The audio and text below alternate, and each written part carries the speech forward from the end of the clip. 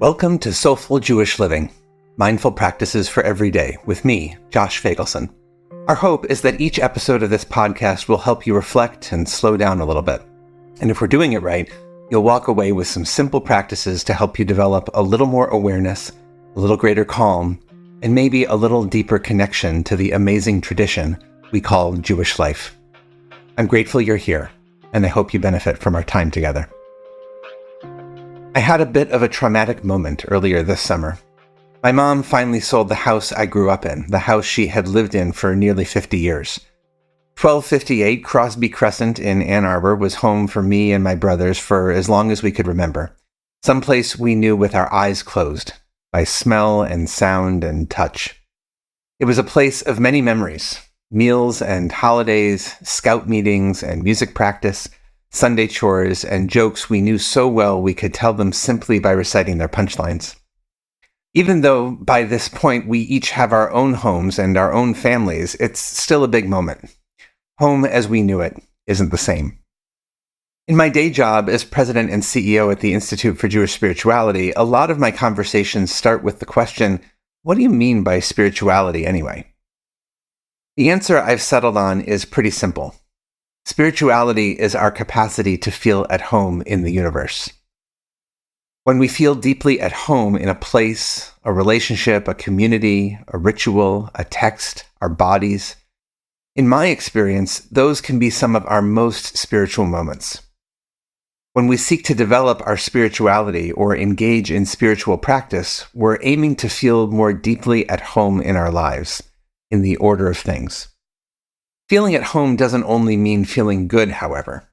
One of my last memories of my childhood home was sitting Shiva for my father, and my most recent memories are of cleaning out the house to get it ready for sale. These aren't happy memories. There's sadness and loss and a bit of resentment and anger in them. But I think the best term to describe them is full, just like home is full of many types of experience, some pleasant and some unpleasant. Home can be a place of sadness, loneliness, anger, frustration, just as it can be a place of laughter, joy, and celebration. Home, it seems to me, is a place where we can experience all of these emotions without inhibition, without embarrassment, without performing for anyone else. When we're at home, truly at home, we're understood, accepted, and loved. We might have private languages we share with other people in our home, expressions only they understand. We might have in-jokes like the movie lines my brothers and I recite to each other. We probably have buttons we know not to push. When we're truly at home, we feel safe enough to let our hair down, to be ourselves. I was fortunate that my childhood home was many of these things. For many people, home isn't the place they grew up in, and in fact, that home might be a thoroughly unsafe place. Some folks don't feel at home in their families, or in their communities, or in their bodies. For some people, the journey to find home takes years or decades, or perhaps is never fully resolved. I believe that mindfulness and spiritual practice can be powerful tools for helping people feel at home. And as we move along our journey of preparation for the high holidays, this sense of being at home is what I'd like us to explore together. Homecoming, being at home. This is our theme for this week. You'll recall we began this journey about 5 weeks ago with the destruction of a home, the divine home of the ancient temple in Jerusalem on the 9th of Av. I encouraged us to relate to that experience as an opportunity to ask powerful foundational questions about our lives. Since then, over the last several episodes, we've considered how we might listen to and see ourselves, others, and the world, what kind of judgment we might bring to our encounters, and how we might attune ourselves to what the world is telling us.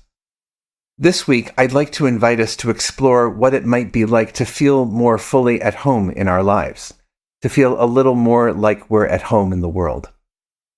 To do that, I want to offer a meditation practice.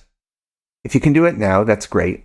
If not, you might save this part for a time later today when you have 5 minutes where you can be quiet and focused. Begin by finding a good posture, dignified, upright, not too rigid, that allows the air to flow. Soften your gaze or close your eyes. Take a few good, deep breaths.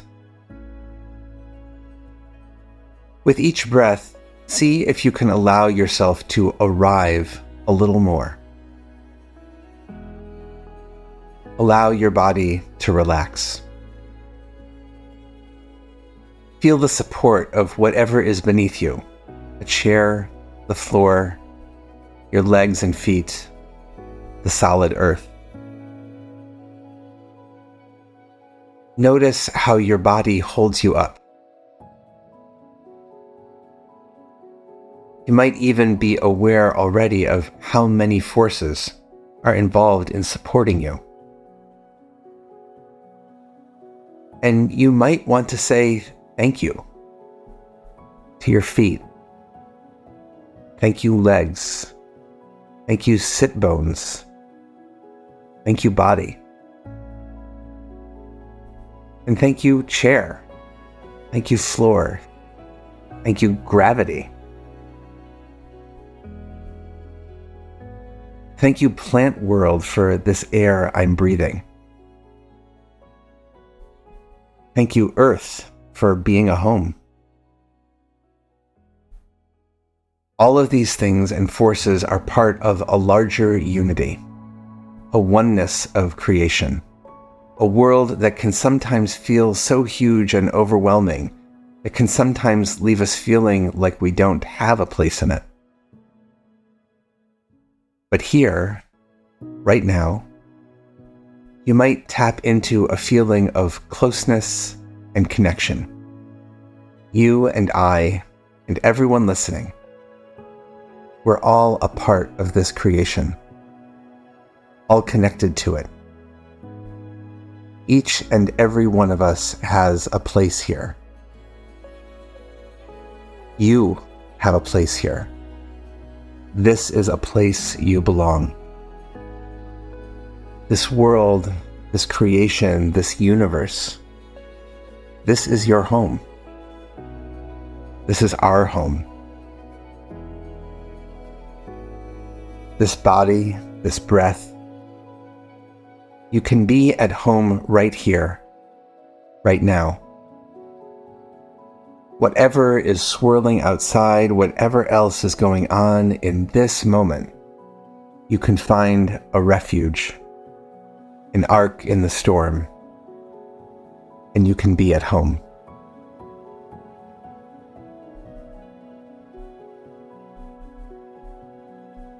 If you'd like to continue in your meditation for longer, no problem. You can pause here. When you're ready, I invite you to open your eyes and look around. Notice how you feel. It might be more grounded and connected.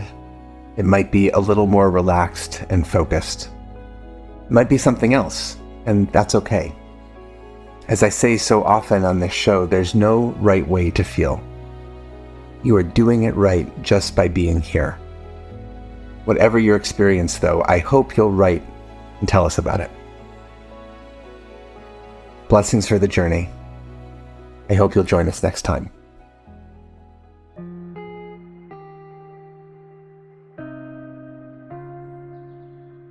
Thank you for joining us for Soulful Jewish Living, Mindful Practices for Every Day, a production of Unpacked, a division of Open Door Media, and the Institute for Jewish Spirituality. This episode was sponsored by Jonathan and Corey Califer and the Somerset Patriots, the Bridgewater, New Jersey-based AA affiliate of the New York Yankees. If you like this show, subscribe, give us 5 stars, and write us a review on Apple Podcasts. Check out Jewish Unpacked for everything Unpacked related, and subscribe to our other podcasts, and check out the Institute for Jewish Spirituality. Most important, be in touch. Write to me at josh@jewishumpacked.com. This episode was hosted by me, Rabbi Josh Feigelson. Audio was edited by Rob Pera, and we're produced by Rifki Stern. Thanks for joining us. Hi, everyone. I know a lot of us are feeling overwhelmed these days, so I want to tell you about a fantastic opportunity at the Institute for Jewish Spirituality. It's our course called Awareness in Action, and it's all about applied mindfulness.